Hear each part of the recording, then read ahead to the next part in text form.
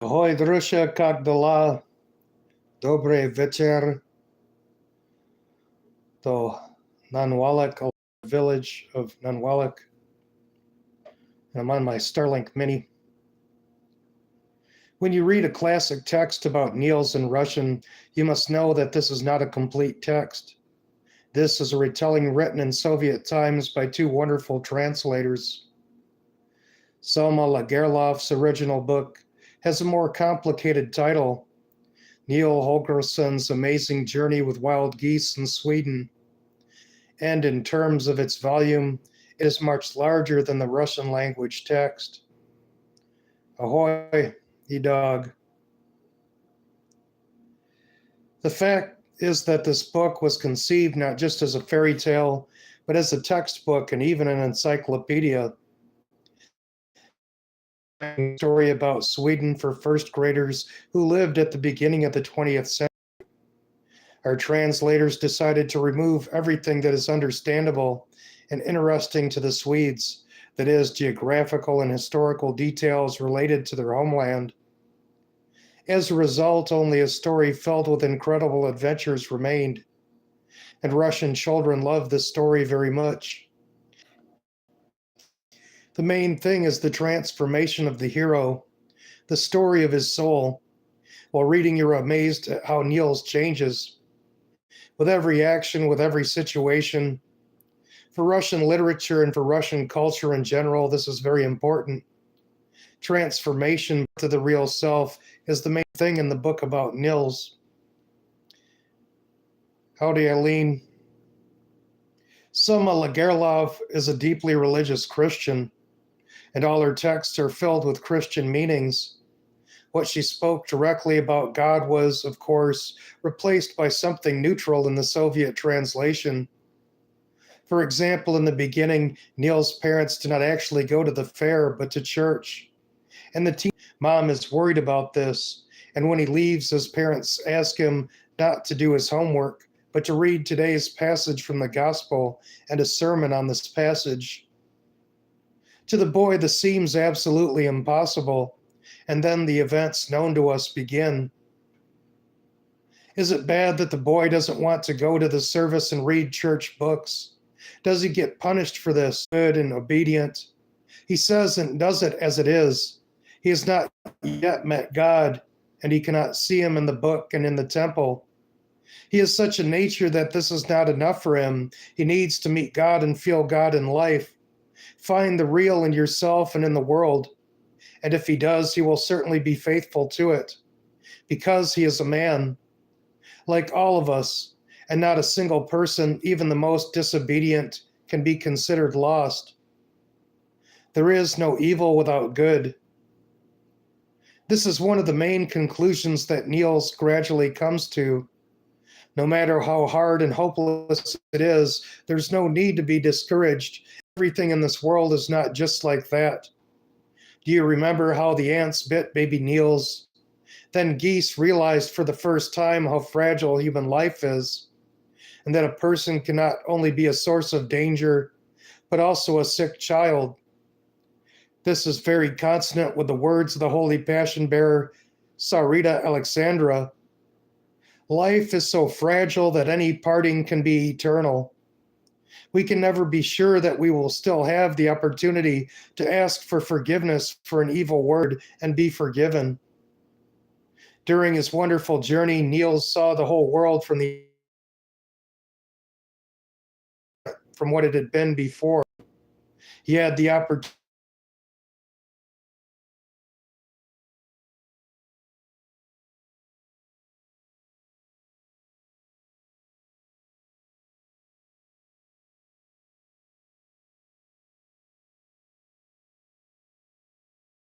Providence, August 14th, 2026.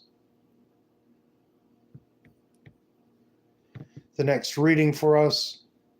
Where did Akwaki go? From the series Papier Summer by Pyotr Davidov. Once I had to witness a very unpleasant conversation between a priest and his young son.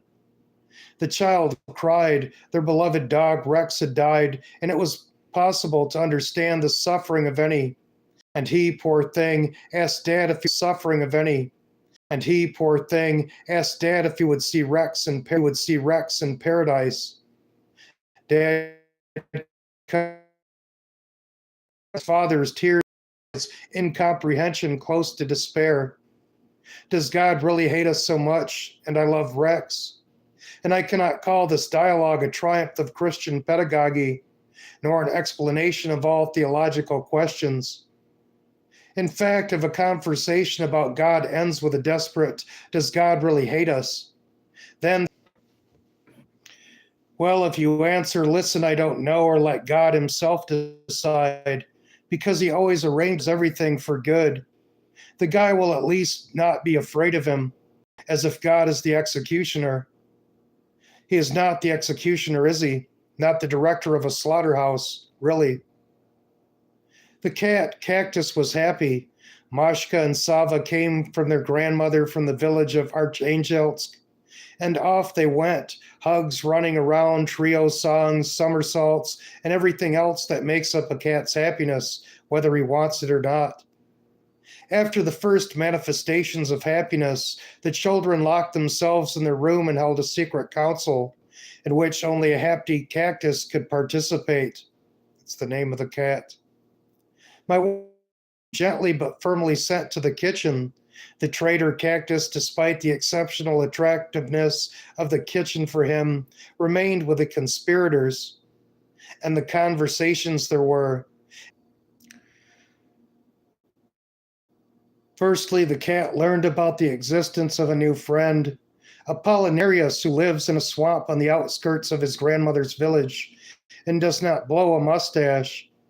Also, because of the lack of mustaches, Apollinarius, you see, is a frog that the children met while walking around the neighborhood. They fed him with flies carefully collected from my grandmother's windowsill in a matchbox and became friends. Then every day we went to visit, at the same time to chew on sandwiches. Why Sava insisted on renaming the frog to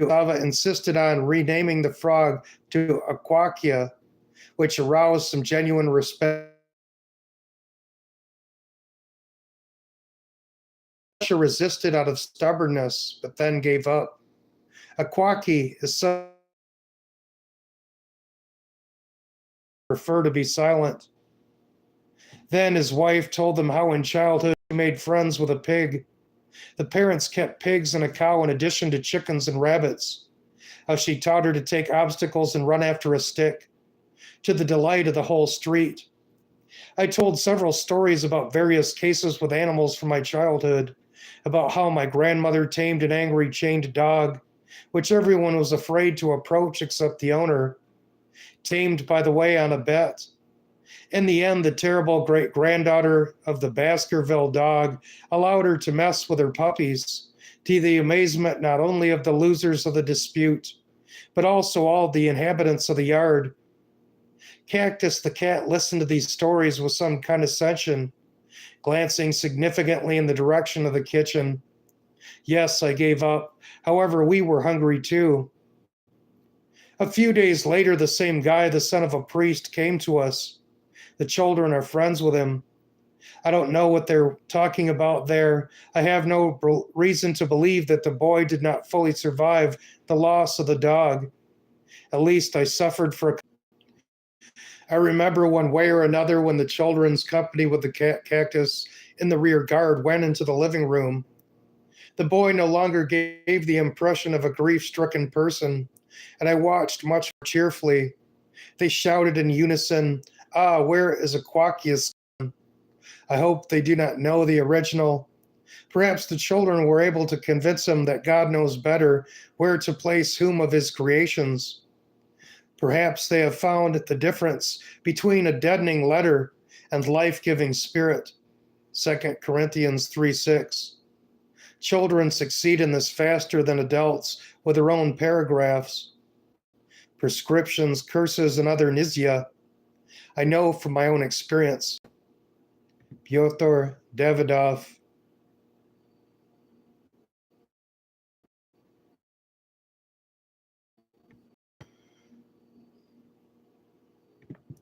One more reading for a night. Our Smaller Brothers by Nun Natalia. The morning begins with a squirrel rushing past me at the exit from the building. From top to bottom by parachute, he flopped into the grass, chattered angrily, and rushed past again. But from the bottom up, I breathed a sigh of relief. After all, she flew from the fourth floor, this flying squirrel. But this is an adult squirrel, and it fell on soft ground. But when at the end of spring the squirrels began to drag the squirrels from under the roof to the trees, they sometimes fight to the death.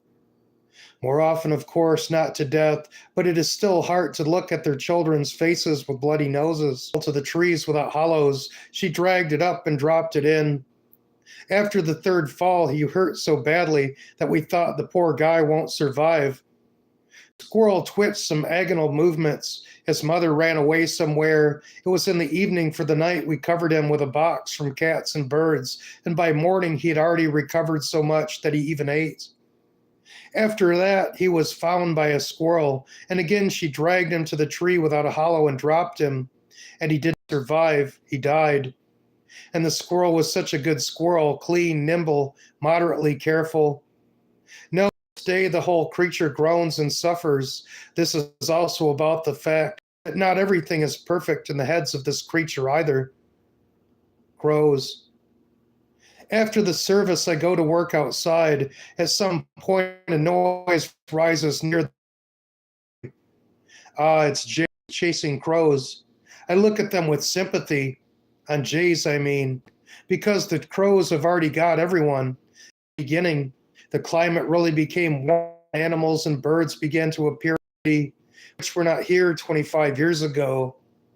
So at first, when the crows first appeared, we paid attention to them sporadically. We only noted how industriously they carried twigs for their nests. A month later, the doomsday began. The crows began to rush at those who came closer than 30 feet to their nest. And since the nest was built to the territory of the temple, they rushed at everyone. They also rushed when the chicks came down from the nest, but did not take wing, but wandered on the foot around the territory. They rushed later and everyone was already flying. No reasoning that they were smart and acting in their own right was comforting. Throwing stones and waving long sticks in response to the aggression helped little. The birds began to realize that attacking was more expensive for themselves. Now, when hatching chicks, they only croak angrily, rush menacingly over their heads, or sit on a branch and begin to hammer it, demonstrating the power of their beak. And I think that it's funny that they just migrated to our city from the forest. Hence, it's inadequate behavior at first. For 6 or 7 years, they've learned to Usi Pussy, I hear from the gate, well, or something similar. I raise my head from the lawnmower and see how a caring dad offers his 2-year-old daughter to pet a pigeon. But there are worse options. Bird diseases that can be transmitted to humans, especially to a small child. I say that he begins to convulsively take out wet wipes one by one and wipes the girl's hands. Well done, he sets his priorities correctly. I feel sorry for animals, but I feel sorry for people, especially children. Snake. I remember how 11 years ago I saw a snake for the first time in my life. We have a forest around, and it's surprising that I haven't seen them for 16 years prior to this. But here, hello, probably this was the first herald of climate change, because then the first abnormally hot and dry June happened. She crawled not far from the paths where mothers and children like to walk. Small, but it is immediately clear that it's poisonous. The color, the shape of the body and the head. In general, a poisonous snake. And here are the children. Before, my sisters called me when mother literally dragged a 1-year-old baby away from the reptile. I rushed to the screams, taking guard and a bayonet and shovel with me. An attempt to take a closer look at the snake demonstrated a position before jumping, and it hissed. I stepped back and the snake crawled on. The trouble was that her path could lead her only to two places, where the children played and where the sisters worked. Kill. I poked the shovel into the guard's hands. I'm afraid. And I'm not afraid. I had to kill it. She asked if the snake was poisonous. After looking carefully, she said in a serious tone, "Very poisonous. It's good that you killed it." And I thought that I would be tormented by nightmares with snakes, and about the fact that, yes, the creature groans and suffers. Somewhere in the back of his mind, I feel sorry for the snake. Cat. The day rich in the phenomena of the animal world ends with the fact that a rescue operation begins behind the fence of our territory. The situation is common. A domestic cat being on the street and frightened by something climbed a tree. He was carried upstairs by those same instincts and unconditioned reflexes, and to go down you need skills. He has no skills, so he sits on the branch of the tree and mews. The owner perhaps would have spit. He would scream and get off, but the birch grows right next to a 5-story building. And the cat screams into the windows open from the heat, and people go to work in the morning. In the process of the ever-increasing degree of the cat's concert, the cat's owners cannot stand the conscience, and the neighbors have nerves. The cat begins to be rescued. Half an hour of merry quarrels and acrobatic tricks, and the sufferer is dragged to the ground. "Quiet, quiet, cat, don't be afraid," says the scratched peasant, and lowers the frightened animal to the ground. I clutch my head. The cat rushes to his native birch and then instantly climbs higher than he was before. He makes an uncertain pause and starts again. Meow, meow, meow. In order not to listen to the obscenities from behind the fence, you have to curtail work on the street. And some other cats and cats. The misadventures of the cat on the birch cause a sentimental desire to visit our cat in the goat's house. There's 2 cats. The second was taken due to the fact that it was disabled. We assume that he's thrown into the street because the owner had to go on vacation, and we picked it up because we had to chase mice in the goat's house. But 6 months later, it became clear that the usual genetic problem of the Scots arthritis had not passed him by. Pony, short for donut, has one limb that is not very sick, but 2 are bad, and 1 is very bad. However, at rest and in good weather, it doesn't suffer and can hobble quietly. But he's on a special diet, severely limited in movement, and cannot scratch his sick paws.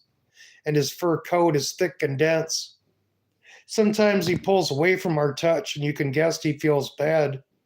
But usually Panya's gratitude to those who want to smell him pours out in such a loud purr that it's downright touching.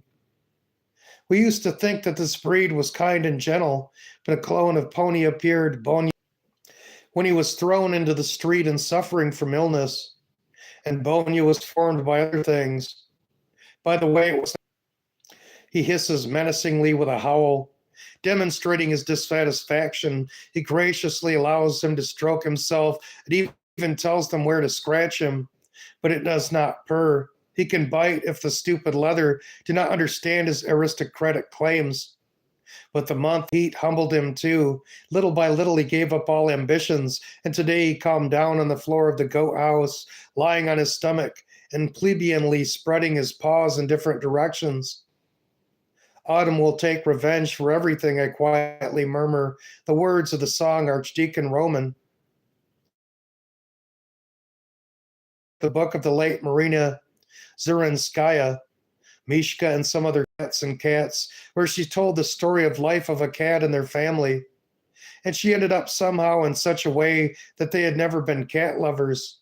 But when a cat appeared in the family, they tried to live with it in such a way as to understand this God's creation.